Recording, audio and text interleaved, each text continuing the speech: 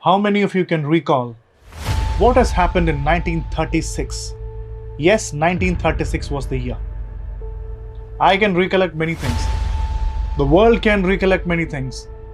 Adolf Hitler refused to shake hands with the legendary Jesse Owens, was the so-called story. Jesse Owens won a lot of medals in the Berlin Olympics. Even the British Indian hockey led by Dhyan Chand also won gold medal. What not? There are so many international news. But there was a girl in India at the age of 21 who was creating history. I don't remember any national or probably international media which took note of that. Yes, I'm talking about the legendary female pilot, the first ever female to fly an aircraft in India at the age of 21. I'm talking about the great Sarla Thakral.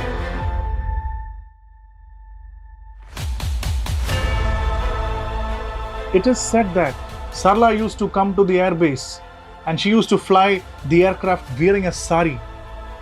Something very unique. She used to wear a sari with a big goggles hanging over her head.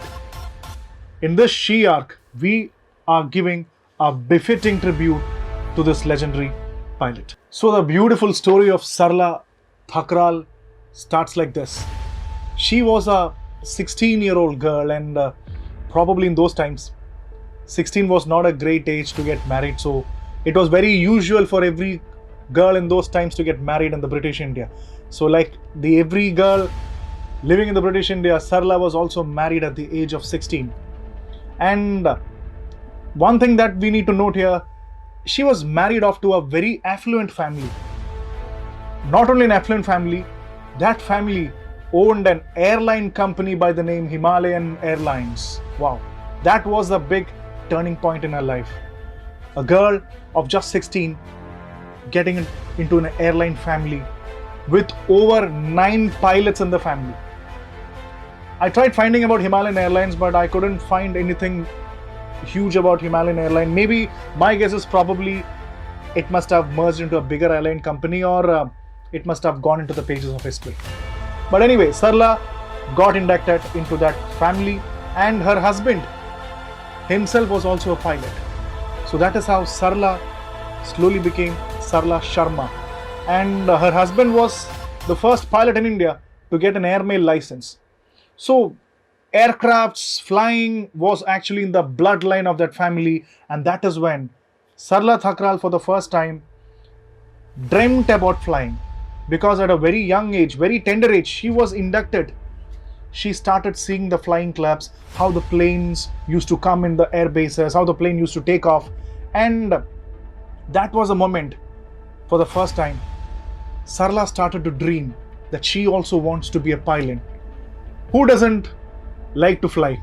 Flying is always a great, inexplicable, blissful feeling to actually fly in the air.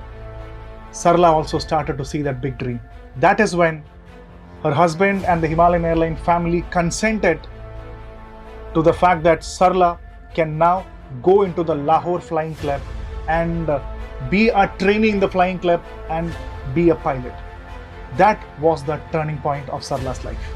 Sarla, like every other teenager, was very excited because you're seeing the airbase and you know that you're going to fly an aircraft. Like a trainee, she was also given an instructor, and the plane which was ready for her was the Gypsy Moth. Gypsy Moth is a light category aircraft, very popular in the UK in those times. So in India and Pakistan, in that undivided India, almost all the flying clubs had Gypsy Moth. So the instructor used to tell there was something special in Sarla's eyes. Maybe that was passion, brimming with passion. And it is the word of the instructor which says that it was a great delight to watch Sarla coming to the airbase with a sari and the big goggles overhead. It was a great sight, a very unusual sight like the other pilots. And they started the training session. She used to fly. They started their flying sessions, and after that, the instructor noted one thing, that her desire is very strong. Even after the 9th hour of flying, Just after the 9th hour of flying, the instructor realized that Sarla was so equipped that she could fly the aircraft solo. And that also was very unusual in that time, because just after the 9th hour, she learned the art of flying, and then she started flying solo.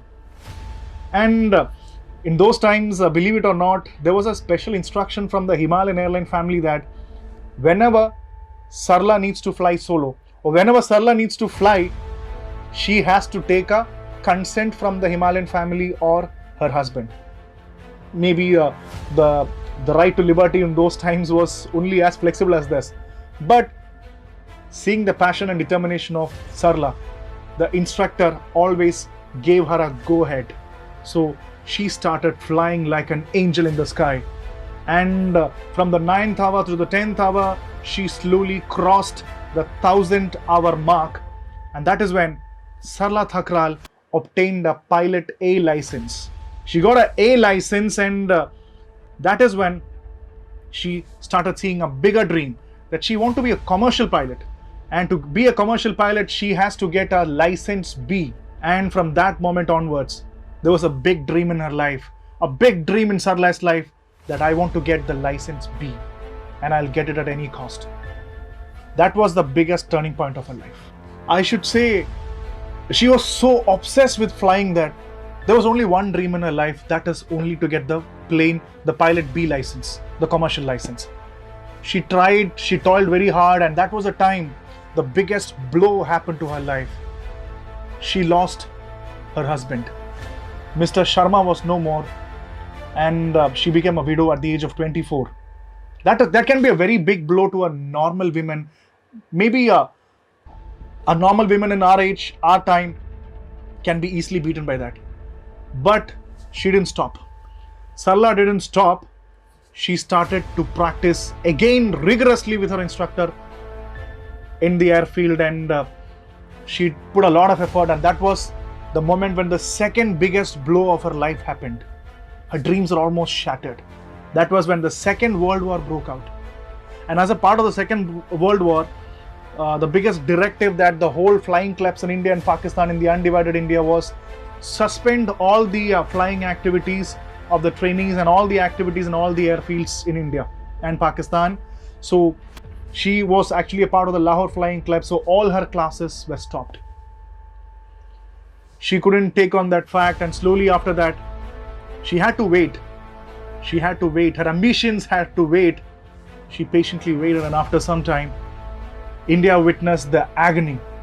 India witnessed the agony of partition. You know that partition was a very painful thing, and after that partition, she also migrated from Pakistan to India. She came back to Delhi, and by this time, the dream was already boiling in her heart. She slowly tried to kindle it, but she applied for the license again, but she was again rejected. That came to an end of Sarla's aviation career. Just imagine, from a very small age, how much effort she must have taken. All those effort were just vanished. But that lady, by the time we are talking, that lady did not stop. She knew that the aviation career was over for her. She started to live again. She slowly started to live again. She got married, started to lead a new life. That is when Sarla Sharma became Sarla Thakral. That was a time when she also had a great interest for painting. Apart from the aviation, she was a passionate painter, had deep interest in painting, and she was a student of the Maya School of Painting. And that was a time when she realized that I've already lost my biggest dream, but I'm not gonna give up. Sarla started to work on the painting and the costume jewelry making. She slowly came to Delhi and she started making costume jewelry making and paintings.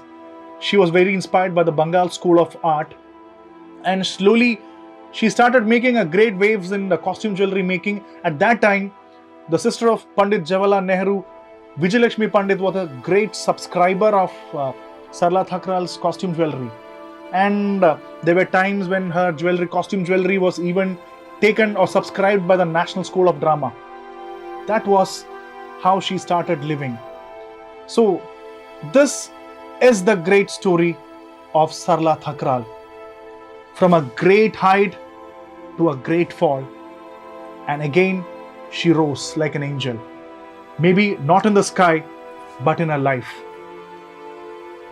She arc in this session, definitely I wanted to give a befitting tribute to Sarla Thakral, because when I read about Sarla Thakral, I am under the understanding that Sarla Thakral died in 2008. I didn't find any credible interview or any big write-up about how her life changed. Maybe because I didn't read it, or probably most probable chances that there is no such interview in the social media or in the media field. With pain, I can tell you, I'm just having a bit of pain, and I would like to tell you this fact that we had so much of media, so much of exposure, and we could have definitely got in touch with this great lady, and history is always like that. When a great person is no more in this world, we always tend to give befitting tributes to those people. But I think I have one important point for all people, all women who are watching this. We talk about a lot of movies like Gunjan Saxena, and now I think in the Indian aviation industry there are quite a number of women who are absolutely doing great in the aviation sector. When we talk about all those people, we should also remember about this great person who struggled through her life. At 21, maybe the whole of India is discussing about the youngest mayor coming from Kerala.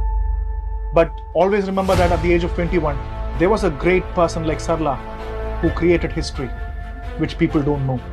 So, my message to all the people, all the women out there, if you have confidence, determination and fortitude, if Sarla can do it years before, you can also do it.